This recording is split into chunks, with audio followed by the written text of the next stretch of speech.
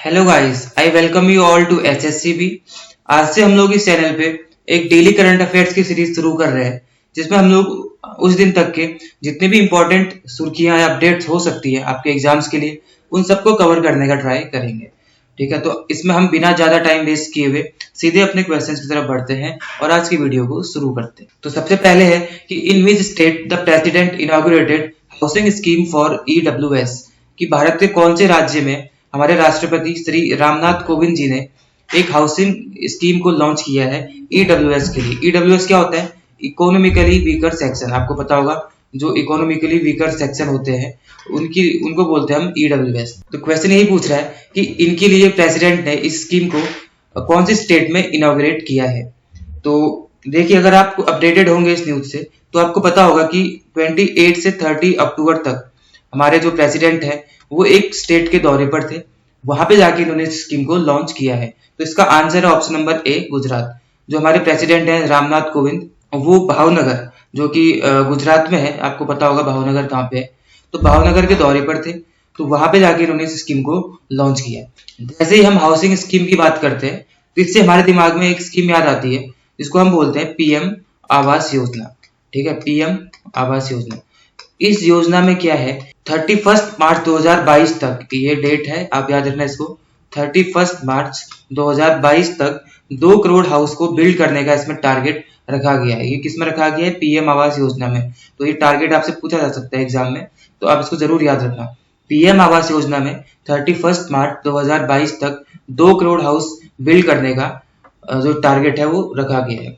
जो पीएम आवास योजना है ये 2 तरीके की है, एक अर्बन और एक रूरल। ठीक है, जो अर्बन है वो अर्बन में जो पुअर होते हैं उनके लिए है, और रूरल जो है वो रूरल एरियाज में जो पुअर होते हैं उनके लिए है। तो इस क्वेश्चन से आपको इतनी जानकारी मिलती है। मध्य प्रदेश की राजधानी भोपाल है और महाराष्ट्र की राजधानी मुंबई है, आप इस चीज को जानते हो। ठीक है, तो इस क्वेश्चन का आंसर क्या हो जाएगा? ऑप्शन नंबर ए। तो हम बढ़ते हैं अगले क्वेश्चन की तरफ। अगला क्वेश्चन है कि विच मिनिस्ट्री लॉन्च्ड कृषि उड़ान 2.0 स्कीम। कौन से मंत्रालय ने कृषि उड़ान 2.0 स्कीम को लॉन्च किया है, ये पूछा जा रहा है। तो आपके ऑप्शंस आपके सामने दिख रहे हैं। तो इसमें से जो सही आंसर है इसका वो है option number A, civil aviation ministry. Civil aviation ministry ने अभी कृषि उड़ान 2.0 स्कीम को लॉन्च किया है। जो सिविल एविएशन मिनिस्ट्री है इसके मंत्री कौन है? तो इसके मंत्री हैं ज्योतिरादित्य सिंधिया। काफी न्यूज में रहे थे, चर्चाओं में रहे थे। ठीक है, जो कांग्रेस छोड़ करके आपके बीजेपी में शामिल हो गए थे, तो यह ज्योतिरादित्य सिंधिया।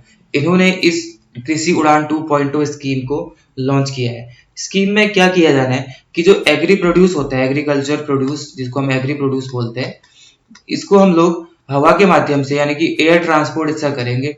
इस चीज को इंसेंटिवाइज और ऑप्टिमाइज करने के लिए इस स्कीम को लॉन्च किया गया। यह है कृषि उड़ान 2.0, लेकिन इसका फर्स्ट फेज भी कभी ना कभी रहा होगा, यानी कि 1.0 या 1।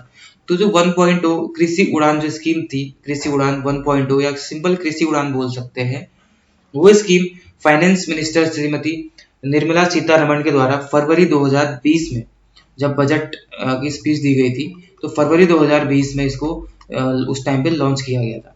तो अब इसका ये सेकेंड फेज है।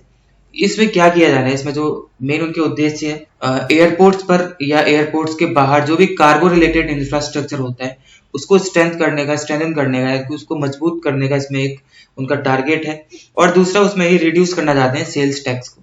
ठीक है, तो ये चीज इसमें आप ध्यान रखेंगे, कृषि उड़ान 2.0 स्कीम। ठीक है, तो इसमें आपको इतनी जानकारी मिलती है। ऑप्शन नंबर डी में आपको दिख रहा होगा मिनिस्ट्री ऑफ टूरिज्म। ठीक है, मिनिस्ट्री ऑफ टूरिज्म आपको दिख रहा है, तो एक मिनट में आप इसको मिटा देता हूँ। तो आपको दिख रहा होगा ministry of tourism. Ministry of tourism की एक स्कीम थी, कौन सी, जिसको हम बोलते हैं प्रसाद स्कीम। ठीक है, PRASHAD। ये किस मंत्रालय की स्कीम है ये पूछा जा सकता है, तो आपको याद रखना है मिनिस्ट्री ऑफ टूरिज्म की स्कीम है। आपको याद होगा अरुणाचल प्रदेश, जहाँ पे लोहित नदी बहती है, लोहित रिवर अरुणाचल प्रदेश में बहती है, उसकी तलहटी में जो प्लेट्यू है हम उसको बोलते हैं ब्रह्मपुत्र प्लेट्यू। ठीक है, ब्रह्मपुत्र प्लेट्यू उसको बोला जाता है। यहाँ पे एक कुंड है जिसको हम बोलते हैं परशुराम कुंड, PRASHURAM, परशुराम कुंड, जिसको हम बोलते हैं परशुराम कुंड। इस कुंड को डेवलप करने का प्लान किया गया है, इसको डेवलप करना शुरू कर दिया गया है। और किस स्कीम के तहत इस परशुराम कुंड को डेवलप किया जा रहा है? वो है प्रसाद स्कीम, जो कि है मिनिस्ट्री ऑफ टूरिज्म की। ठीक है, तो आपको ये चीज भी याद रखनी थी। अब हम बढ़ते हैं अगले क्वेश्चन की तरफ। इससे पहले मैं आपको एक और इसमें चीज बता देता हूँ कि कृषि उड़ान से जो चीज हमें याद आती है, एक उड़ान याद आता है, UDAN। ये भी एक स्कीम थी। यह है क्या, उड़े देश का आम नागरिक। उड़ान का फुल फॉर्म है उड़े देश का आम नागरिक। ये जो स्कीम है ये है एक RCS स्कीम, RCS। इसका मतलब क्या है, रीजनल कनेक्टिविटी स्कीम। हम सारे के सारे जो हमारे रीजनल एरियाज हैं, जो हमारे रीजन है इंडिया के, उन सबको हवा के मतलब जिसमें कि सारे लोग, एक आम आदमी भी हवा के माध्यम से सफर कर सके, उस चीज के लिए हम लोग कनेक्टिविटी को बढ़ाना चाहते हैं। तो वही है रीजनल कनेक्टिविटी स्कीम, जिसके तहत उड़ान स्कीम को लॉन्च किया गया था। उड़ान स्कीम को कब लॉन्च किया गया था? उड़ान स्कीम को लॉन्च किया गया था 21 अक्टूबर 2016 में। ये क्वेश्चन भी पूछा जा सकता है, उड़ान स्कीम कब लॉन्च की गई थी? 21 अक्टूबर 2016 में। तो इसी में एक लेटेस्ट अपडेट है कि उड़ान स्कीम के ही तहत अभी हाल ही में नॉर्थ ईस्ट का पहला डायरेक्ट फ्लाइट रूट अभी एक लॉन्च किया गया है। वो भी इन्हीं के द्वारा, ज्योतिरादित्य सिंधिया के द्वारा ही इसको लॉन्च किया गया है। वो फ्लाइट रूट कौन सा है? वो है शिलोंग से डिब्रूगढ़। ठीक है, शिलोंग से डिब्रूगढ़ जो ये डायरेक्ट फ्लाइट रूट है, इसको भी उड़ान स्कीम के तहत लॉन्च किया गया है। तो इतनी जानकारी आपको इस क्वेश्चन से मिलती है। हम बढ़ते हैं आगे। अगला क्वेश्चन है, मुख्यमंत्री तीर्थ यात्रा योजना इज ऑफ विच स्टेट या यूटी? मुख्यमंत्री तीर्थ यात्रा योजना कौन से स्टेट या यूनियन टेरिटरी की है? तो उत्तराखंड, दिल्ली, मध्य प्रदेश या उत्तर प्रदेश? तो इसका आंसर है दिल्ली।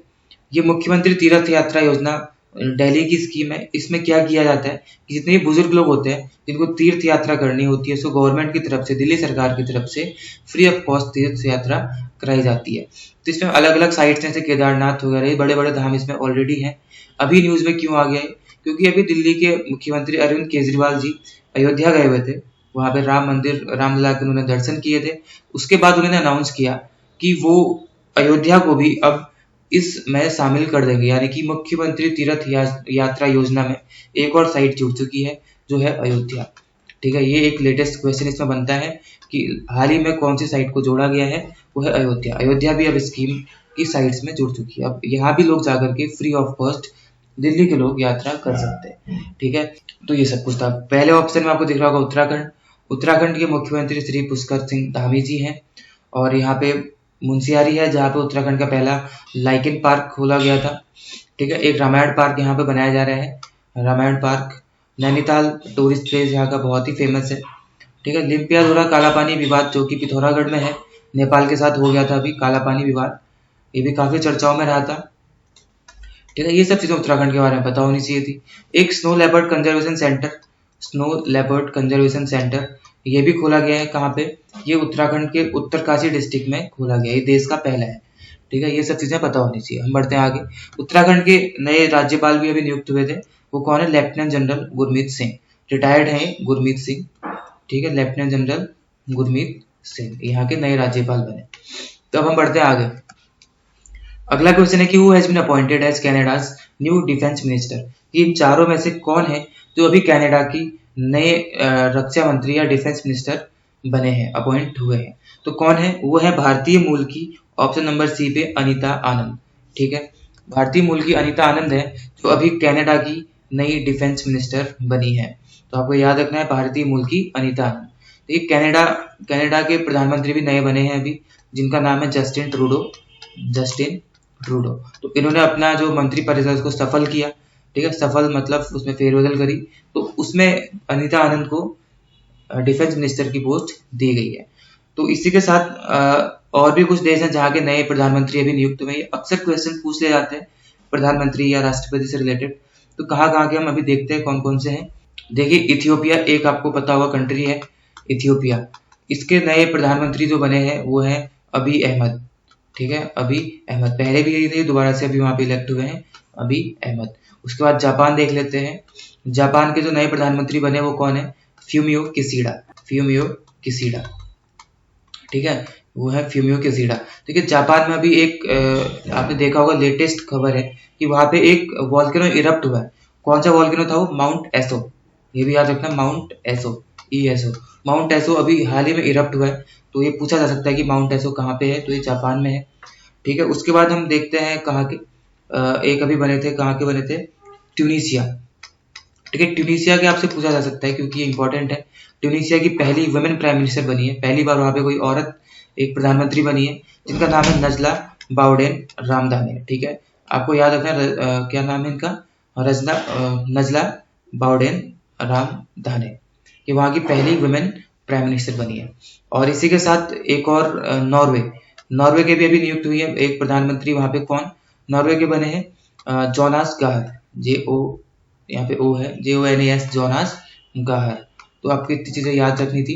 नॉर्वे वो कंट्री है जहां से नोबेल पीस प्राइज दिया जाता है, ये भी याद रखना। नोबेल पीस प्राइज अभी हाल ही में दिया गया, तो आप देख लेना। ठीक है, तो इतने आपको ये सारे कंट्रीज के याद रखने जो अभी हाल ही में हुए। अगला क्वेश्चन है कि AIIB and which institute will co finance $2 billion for India's fight against कोविड-19।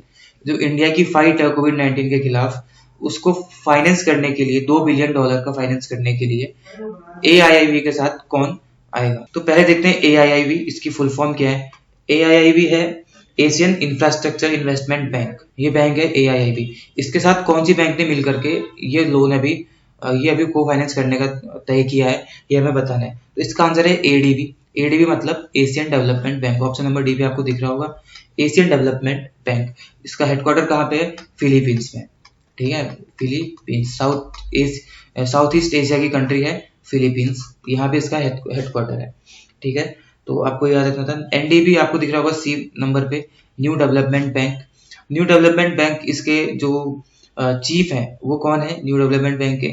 वो है मार्कोस प्रोडो ट्राइज। ठीक है, लिख देता हूँ यहाँ पे, मार्कोस प्रेडो ट्राइजो। तो ये है यहाँ के चीफ न्यू डेवलपमेंट बैंक के। इनसे पहले कौन थे? केवी कामत थे। केवी कामत कहाँ के? इंडिया के। ठीक है, तो आपको ये सब चीजें याद रखनी है। इंटरनेशनल मॉनेटरी फंड, यहाँ की जो चीफ है वो कौन है? क्रिस्टलिना जॉर्जिवा है। और वर्ल्ड बैंक 1945, IMF 1945 में ये दोनों बने थे। ठीक है, NDB के मैंने बता दिए। एशियन डेवलपमेंट बैंक का जो हेडक्वार्टर है वो फिलीपींस में। तो इस क्वेश्चन का आंसर क्या है? Option number D, Asian development bank. अगला है Trigonopterus corona is a newly found species of what. ये जो है ये किसकी स्पीसीज है, ये पूछा गया है। तो स्नेल की है, लिजार्ड, बीटल या ओनियन। देखिए अभी हाल ही में बीटल की कई सारी स्पीसीज मिली है, जिनमें से एक है ट्रिगोनोप्टेरिस कोरोना। जो अभी कोरोना पैंडेमिक से हम जूझ रहे हैं, उससे हम उभर के आ रहे हैं हल्के हल्के, उसी के पीछे इसका नाम, उससे सिंक करके इसका नाम रखा गया है। ठीक है, ट्रिगोनोप्टेरिस कोरोना। ये एक बीटल है, बीटल की एक स्पीसीज है। एक ओनियन की भी अभी हाल ही में नई स्पीसीज मिली थी, जिसका नाम था क्या? एलियम नेगियनम। ठीक है, एलियम नेगियनम। ये स्पीसीज ओनियन की कहाँ से मिली है हमें? ये स्पीसीज मिली है उत्तराखंड में। ठीक है, उत्तराखंड के चमोली डिस्ट्रिक्ट में ये नई स्पीसीज है ओनियन की, जिसको डिस्कवर किया गया है। ठीक है, ये आपको याद रखना है। एक स्नेल की भी स्पीसीज मिली थी, उसका नाम अभी मुझे याद नहीं आ रहा है, अगले वीडियो में उसका नाम आपको बता दूंगा। ठीक है, स्नेल की भी एक नई स्पीसीज अभी हाल ही में मिली है। तो इसका आंसर क्या है? Option number C, beetle. ठीक है, आगे बढ़ते हैं। Vigilance awareness week is being observed from. Vigilance awareness week कब से कब तक मनाया जा रहा है? ठीक है, ये हमें बताना है। तो इसका आंसर क्या हो जाएगा? इसका आंसर बताने से पहले आपको इसके बारे में बता देता हूँ। Vigilance awareness week Sardar Vallabh भाई पटेल का जब जन्मदिन होता है उसी हफ्ते में मनाया जाता है। सरदार वल्लभ भाई पटेल कौन थे? इनको बिस्मार्क ऑफ इंडिया बोला जाता है। ठीक है, आपको ये चीज इसके बारे में याद रखनी थी। तो इनका जो बर्थडे होता है यानी बर्थ एनिवर्सरी होती है वो 31 अक्टूबर को होती है। तो इसी हफ्ते में इसको मनाया जाता है। तो ये कब मनाया जा रहा होगा? आप देखिए ऑप्शन में से, ऑप्शन नंबर बी, 26 अक्टूबर से लेकर 1 नवंबर तक इस अवेयरनेस वीक को मनाया जाता है। ठीक है, आपको इसके बारे में ये सब चीजें पता होनी चाहिए। तो हम आगे बढ़ते हैं। 16th East Asia summit is going to take place on. 16वीं ईस्ट एशिया समिट कहाँ होने जा रही है? एक्चुअली ये हो चुकी है। ठीक है, तो ये कब हुई थी? ऑप्शन नंबर बी, 27 अक्टूबर को। ये वर्चुअली हुई थी, आभासी तरीके से हुई थी, इसमें फिजिकली ये लोग नहीं मिले थे। ईस्ट एशिया समिट में कितने देश हैं? ईस्ट एशिया समिट, ठीक है, इसमें आसियान कंट्रीज हैं। ठीक है, आसियान कंट्रीज प्लस उसके अलावा 8 और कंट्रीज हैं, तो इसको बोला जाता है आसियान प्लस 8। आसियान कंट्रीज में कितने कंट्रीज आती हैं? आसियान में 10 कंट्रीज आती हैं, और 8 कंट्रीज जो इसके अलावा है वो कौन कौन सी हैं? ऑस्ट्रेलिया है, चाइना, इंडिया, जापान, न्यूजीलैंड, रसिया, साउथ कोरिया और यूएस। आसियान के अलावा ये 8 कंट्रीज इसमें और हैं, जिनको मिलाकर के ईस्ट एशिया समिट बनता है। ये 16th ईस्ट एशिया समिट है। पहली कब हुई थी? पहली ईस्ट एशिया समिट हुई थी 2005 में, ठीक है। पहली ईस्ट एशिया समिट 2005 में हुई थी और अभी ये 16th है 2021 में, ये हुई थी वर्चुअली। तो इसी के साथ अभी उसके बाद इस समिट के बाद मोदी जी इटली के राजधानी रोम गए थे। अब रोम में क्यों गए हमारे प्रधानमंत्री? क्योंकि यहाँ पे हो रहा है G20 समिट, ठीक है। G20 समिट आपसे पूछा जा सकता है आने वाले एग्जाम्स में कि अभी कहाँ पे हुआ था, तो इटली की राजधानी रोम में ये G20 समिट हुआ था। तो अब इसके बाद आगे क्या होना है, जैसे इसको अटेंड कर लिया प्रधानमंत्री मोदी जी ने रोम में जाकर के, अब वो जाएंगे यहाँ से ग्लासगो। ग्लासगो कहाँ है? यूके में, ठीक है। ग्लासगो में क्या होना है? COP26 की मीटिंग होनी है। COP26 की मीटिंग इस बार कहाँ पे है? ग्लासगो, जो कि है यूके में। तो वहां पे जाकर के अब प्रधानमंत्री मोदी जी COP26 की मीटिंग को अटेंड करेंगे, ठीक है। आपको ये सब चीजें हाल ही में होने वाली मीटिंग्स का पता होना चाहिए, ये क्वेश्चंस पूछ ले जाते हैं, ठीक है। आसियान कंट्रीज में कितने देश आते हैं? 10 देश आते हैं, ये आपको बताना है और कमेंट सेक्शन में लिख करके इस वीडियो को पॉज कीजिए। और इसका नाम मैं वैसे बता देता हूँ आपको। म्यांमार सबसे पहले आती है, Myanmar, Thailand, Laos, Cambodia, Vietnam, 5 ये कंट्रीज हैं। एक है इंडोनेशिया, उसके बाद सिंगापुर, ब्रुनई, उसके बाद मलेशिया और फिलीपींस। ये 10 कंट्रीज हैं जो कि आपकी आसियान में आती है। इसके अलावा 8 कंट्रीज ये और हैं, ठीक है। हम बढ़ते हैं अगले क्वेश्चन की तरफ। कोंकण शक्ति is a tri service military exercise between India and which country? Konkan शक्ति जो युद्ध अभ्यास है, ट्राई सर्विस मिलिट्री एक्सरसाइज है, जिसमें तीनों सेनाएं भाग लेती है। किस किस के बीच होता है? इंडिया और, तो इंडिया के साथ साथ यूनाइटेड किंगडम, इन दोनों के बीच होता है कोंकण शक्ति, जो कि हाल ही में चल रहा था अभी, ठीक है। तो आपको ये पता रहना चाहिए था। और जापान है, जापान के साथ हमारी कौन सी एक्सरसाइज होती है? जापान के साथ होती है जीमैक्स, ठीक है। मिलिट्री एक्सरसाइज पूछ लेते हैं, जीमैक्स होती है। रसिया के साथ हमारी होती है कौन सी? इंद्र, ठीक है। इंद्र होती है रसिया के साथ। तो आपको ये भी याद रखना था, यूनाइटेड किंगडम इसका आंसर हो जाएगा। हाल ही में सूर्य किरण एक हुई है। सूर्य किरण किसके साथ होती है? सूर्य किरण होती है हमारे नेपाल के साथ। इस बार ये पिथौरागढ़ में हुई थी सूर्य किरण, ठीक है। और जैपेड है, जैपेड मल्टीनेशनल एक्सरसाइज है, इसमें बहुत सारी कंट्रीज हिस्सा लेती है। और उसके बाद एक अभी और हुई थी, एक होती है युद्ध अभ्यास। युद्ध अभ्यास हमारी होती है अमेरिका के साथ, यानी कि युद्ध अभ्यास, ठीक है। युद्ध अभ्यास किसके साथ होता है? यूएसए के साथ होता है। तो ये मिलिट्री एक्सरसाइज आपको याद रखनी है। एक होती है मालाबार, ठीक है। मालाबार जो होती है नेवल एक्सरसाइज है। मालाबार किस किस के बीच में होती है? मालाबार क्वाड कंट्रीज के बीच में होती है। और क्वाड कंट्रीज क्या है ये आपको पता होनी चाहिए। 4 कंट्रीज इसमें आती है, आप खुद ही देखना इसमें कौन सी कंट्रीज है, ठीक है। क्वाड कंट्रीज के बीच होती है मालाबार। अगला क्वेश्चन है, Agni 5 is what kind of ballistic missile? अग्नि 5 जो कि हाल ही में अभी लॉन्च की गई है, वो किस तरीके की मिसाइल है, ठीक है। पहली बात तो ये बैलिस्टिक मिसाइल है, ये किस तरीके की है? तो ये है surface to surface ballistic missile, S2S ballistic missile है अग्नि 5, जो अभी हाल ही में हुई थी लॉन्च, ठीक है। अग्नि 5 है तो अग्नि 1, 2, 3, 4 भी रही होंगी, ठीक है। अग्नि 1 इसकी रेंज थी आपकी 700 किलोमीटर। अग्नि 2 जब आई थी तो अग्नि 2 की रेंज थी 2000। अग्नि 3 की रेंज थी आपकी 2500, ठीक है। अग्नि 4 की रेंज थी आपकी 2500 से ज्यादा। और जो अब अग्नि 5 आई है, इसकी रेंज क्या है? 5000 किलोमीटर। इस रेंज तक की मिसाइल वार कर सकती है। तो ये अग्नि 5 किस तरीके की मिसाइल है? Surface to surface ballistic missile है। हथियारों के बारे में आपसे अक्सर क्वेश्चन आ जाते हैं, तो आपको ही पता रहना चाहिए। इसी के साथ अभी डीआरडीओ और इंडियन एयरफोर्स ने मिलकर के एक लॉन्ग रेंज बॉम्ब को भी सक्सेसफुली टेस्ट किया है, ठीक है। लॉन्ग रेंज बॉम्ब ये डीआरडीओ और आईएएफ ने मिलकर के किया। डीआरडीओ के चीफ या उसके सेक्रेटरी कौन है? डीआरडीओ के है सतीश रेड्डी, ठीक है। तो हम बढ़ते हैं आगे की तरफ। Where did Indian Navy launch its 7th P1135.6 class frigate INS Tusil? INS Tusil को इंडियन नेवी ने कहाँ पे लॉन्च किया है?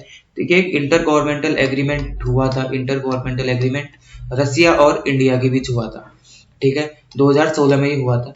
तो इस एग्रीमेंट के तहत क्या बात हुई थी कि 4 शिप्स बनाई जाएंगी, जिनमें से 2 इंडिया बनाएगा और 2 रसिया बनाएगा।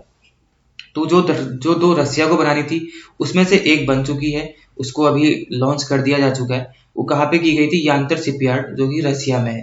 तो यांतर शिपयार्ड में इसको अभी लॉन्च किया गया। इसका नाम है तुसील, ठीक है। तुसील का मतलब क्या होता है? तुसील एक संस्कृत वर्ड है, इसका मतलब होता है प्रोटेक्टर शील्ड, ठीक है। प्रोटेक्टर शील्ड इसका मतलब होता है।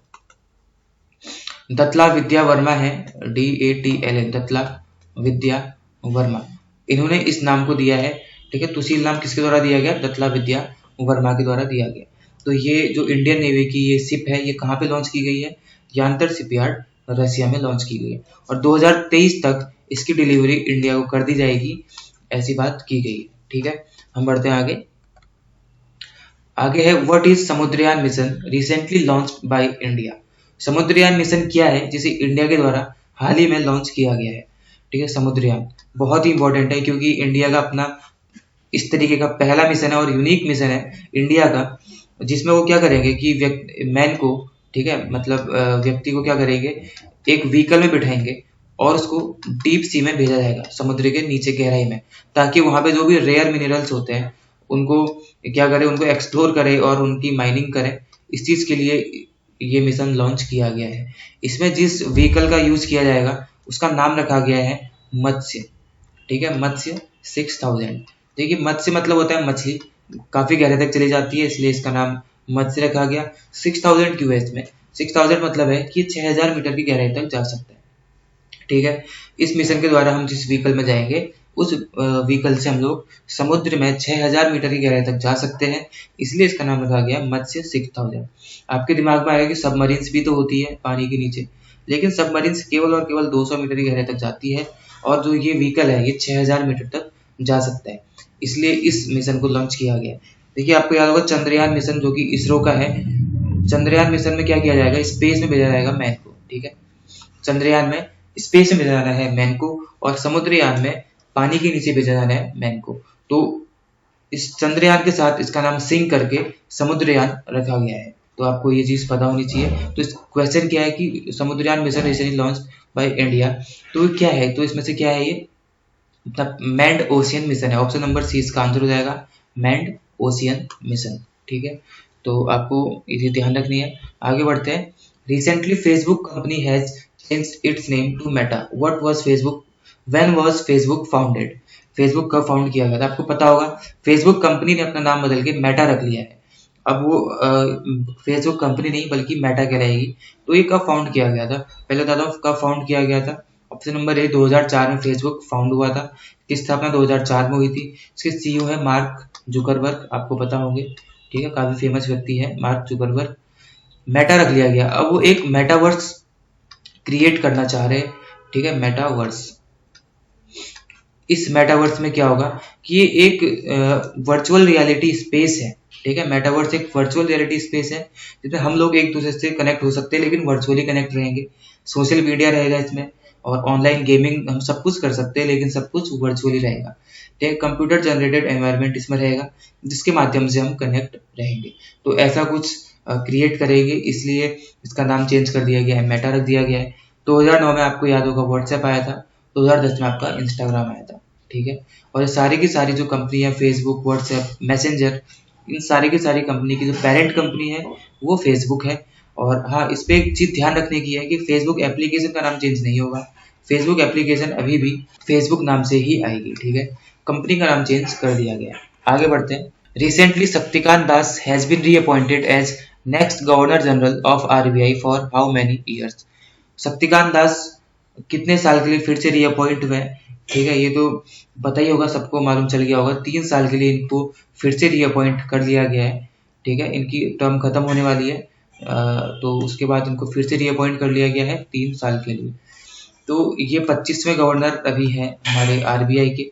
आरबीआई की स्थापना कब हुई थी? 1 अप्रैल 1935 को इसकी स्थापना हुई थी। ठीक है, 1 अप्रैल 1935 को। इसके पहले जो गवर्नर थे वो कौन थे?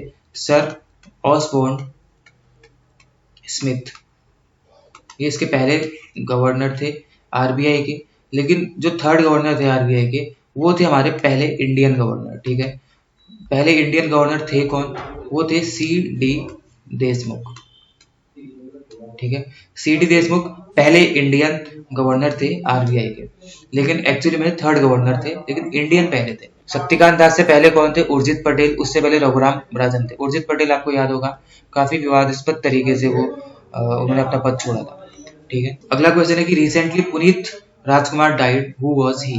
पुनीत राजकुमार जी की अभी डेथ हो गई हाल ही में। ये कौन थे? आपको याद होगा, ये एक्टर थे, काफी अच्छे एक्टर थे। इनकी अभी डेथ हो चुकी है।